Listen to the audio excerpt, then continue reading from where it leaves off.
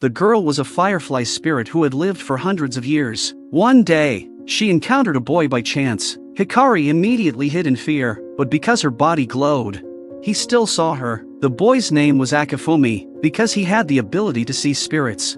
He had been rejected and ostracized by the people around him, so when he realized that Hikari was a spirit, he turned around and walked away. But unexpectedly, Hikari bravely chased after him. She said she was very interested in humans. Akifumi said out loud that he didn't want to get involved. Yet the very next day, he came to meet Hikari again, maybe because Akifumi had always been alone.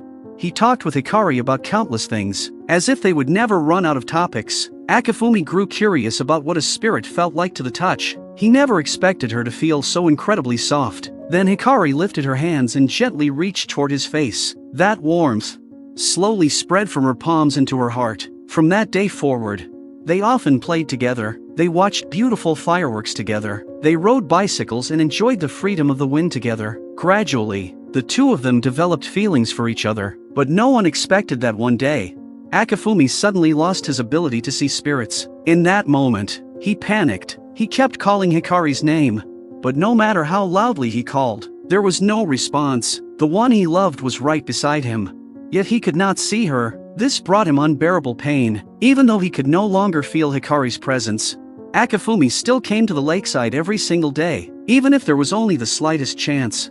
He didn't want to miss it, but time continued to pass. Year after year, he still never saw the one he loved again, as if everything that had happened between them had been nothing more than a beautiful dream. What he never knew was that Hikari had stayed beside him all along. She had never left him. No one knew how many years went by. Akifumi still came to the lakeside, lost in thought. The marks of time had begun to show on his face. On this day, Natsume, who also had the ability to see spirits, passed by. He saw Hikari standing beside Akifumi. Hikari also realized that Natsume could see her, so she approached him, but Natsume thought Hikari was trying to eat him, and while panicking, slipped and fell off a cliff. Fortunately, Hikari saved him just in time. Afterward, Hikari followed Natsume back to his home. She told him the story of herself and Akifumi. Hikari also knew that Akifumi was going to get married soon, so she hoped that Natsume could help her. She only wanted to see Akifumi one last time. When a human and a spirit form a bond,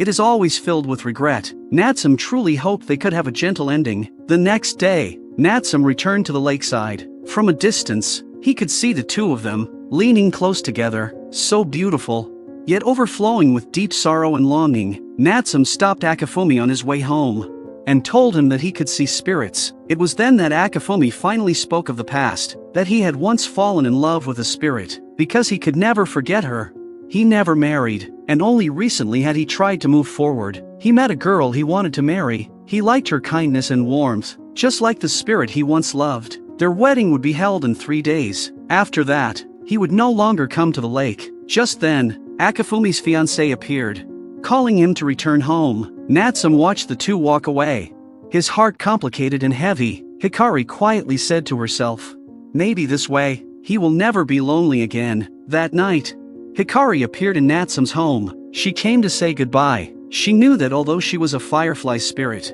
she did not have a physical body. She only had one chance to turn back into a firefly, but if she did, she would never be able to become a spirit again. And as a firefly, she would only live a few days. But Hikari didn't mind, because she knew that even though Akifumi had lost her, he was no longer alone. So even if there was only one chance, she wanted to become a firefly, just to see him one last time. Natsume tried to stop her, but it was too late. Hikari, now transformed into a firefly, flew out of the window. At that moment, Akifumi was walking with his fiancée. A firefly landed on his hand. That was their final touch. The glowing firefly shimmered softly, and Akifumi felt, in that instant, that this firefly was Hikari. Countless fireflies drifted through the night sky. That stunning sight was Hikari's wedding gift to him, and also her final farewell. No one knows if Akifumi ever realized that all these years, Hikari had always stayed by his side. Perhaps this is the farthest distance in the world. The one he loves is clearly right beside him,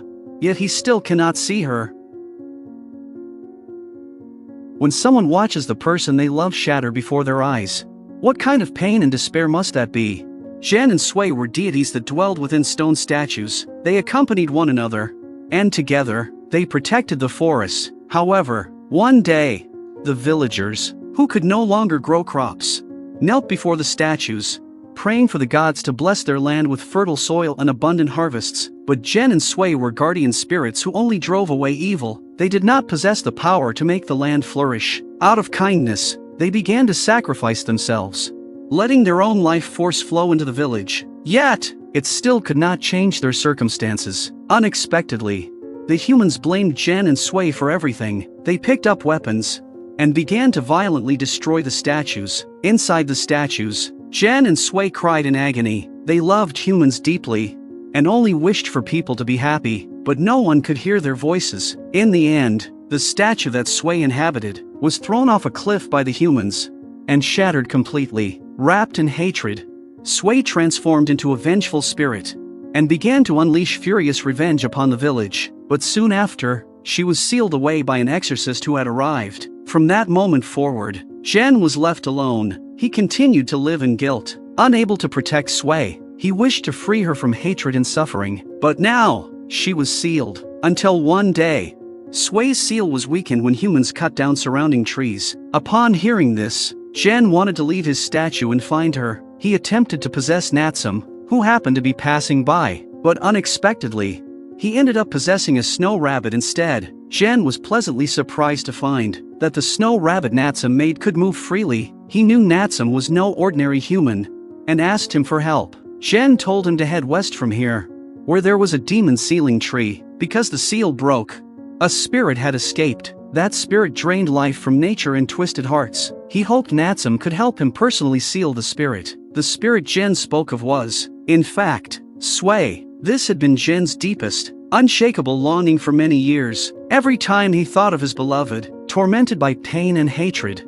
he could not stop the tears from falling. Kind-hearted Natsume, after hearing everything, decided to help him. After asking around for information, Natsume finally learned where the demon sealing tree was located. When he returned home, he found Jen in human form. It turned out Jen had taken that shape to repay Natsume and was cleaning the yard. Even though Jen deeply resented humans, he could not remain untouched by Natsume's warmth and kindness. They traveled to their destination. They saw that the trees had withered and the ground was littered with rotting fish. Following the trail, they found a small wooden cabin. Sui was inside, filled with hatred. She instinctively lunged at Natsume, a human. Fortunately, Jen stopped her in time, but Jen was no match for Sui. She escaped. When they returned, Jen explained everything. He doesn't understand why the humans they risk their lives to protect would treat them with such cruelty. Natsume remained silent for a long time. That day, when Natsume returned home from school, Jen was gone. He soon learned that his aunt had placed a snow rabbit into the refrigerator to keep it from melting. His aunt feared it would be lonely,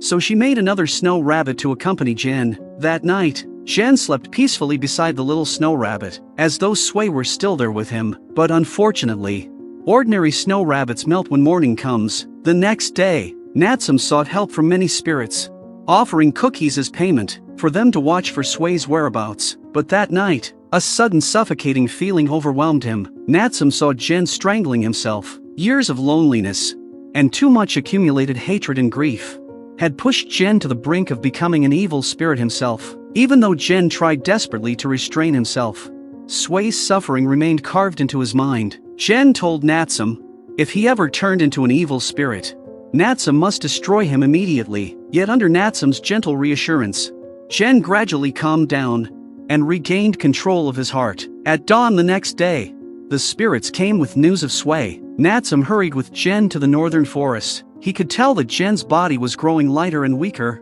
and feared he could not hold on much longer. Suddenly, Sui appeared. Jen was instantly overwhelmed and thrown aside. Natsume blocked Sui's attempt to escape, refusing to let go.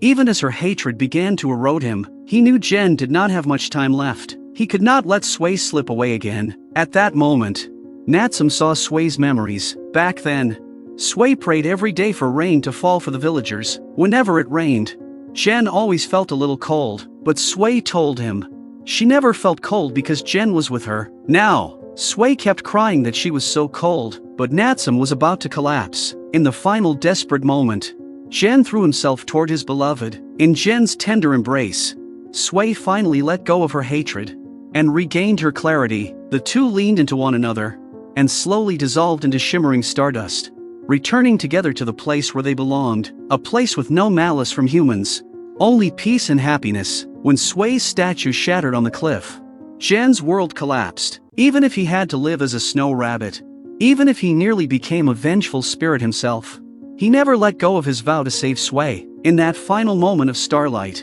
there was no revenge, no suffering, only a late but gentle whisper, "I'm here with you." It turns out that true love means, no matter how many hardships one must endure, they will still return with you to the place where it all began. He was the most pitiful little fox spirit deep in the mountains. He lost his parents the moment he was born, while other cubs were still drinking milk. He had already learned to catch fish on his own, but because he was weak, he was often bullied by stronger, mid-level spirits. They would beat him for no reason. Just as he was about to be beaten to death, Natsume suddenly appeared and saved him. It was the first time the little fox had ever seen such a powerful human. He admired Natsume deeply, yet out of instinct, he ran away. From that day on, the little fox began sneaking to Natsume's school, watching quietly from a distance. What he loved most was Natsume's gentle smile, and how Natsume always cared about the feelings of others. But while the little fox was completely entranced, Natsume suddenly noticed him. Panicked, the little fox turned and fled in terror. When he got home, he couldn't stop wondering, could Natsume be a spirit too?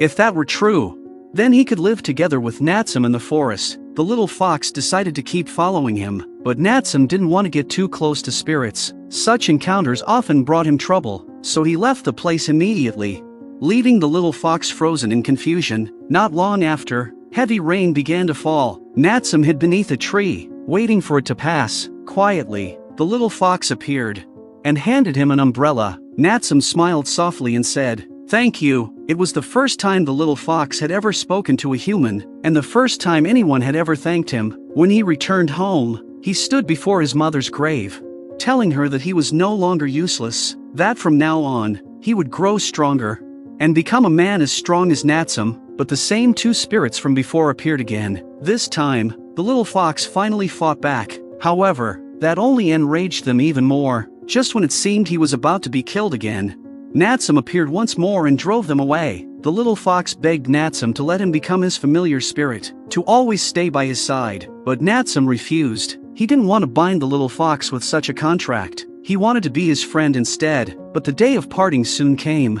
Natsume returned home, where his adoptive uncle had handmade a set of teacups. He even offered to give one to Natsume. Natsume loved his current family deeply. Meanwhile, the little fox was quietly working hard for their next meeting. He wanted to become stronger, strong enough to go into the human world and find Natsume. But this time, he encountered a giant spirit. The spirit promised that if the little fox caught fish for him, he would grant the little fox any wish he desired. The little fox believed him. He worked tirelessly, catching fish day after day. But once the spirit had eaten his fill, he simply flew off into the sky. Before leaving, the spirit tossed him a single pill. It was a magic pill that could turn the little fox into a human, but only for one day. Yet for the little fox, one day was enough. Following Natsume's scent, he crossed mountains, rivers, and train tracks, chasing all the way into the human world. By the time evening came, he finally reached Natsume's home, but at the last moment, he stopped. From inside, he could hear Natsume's happy laughter, and that sound alone was enough to fill his heart. Still, he couldn't resist peeking through the door crack. There he saw Natsume, surrounded by his loving family, smiling brighter than ever before. The little fox smiled too, happy, and yet a little lonely. He turned and quietly walked away. But Natsume, looking toward the door, seemed to sense something. The little fox was truly happy for Natsume, but the loneliness, that belonged to him alone. He wanted to return home to the mountains. When he lifted his head, Natsume was already standing right in front of him. Seeing Natsume's gentle smile, the little fox could no longer hold back his tears. He leapt straight into Natsume's arms. Natsume promised that he would visit him in the mountains often, and finally, he carried the little fox back to his old home.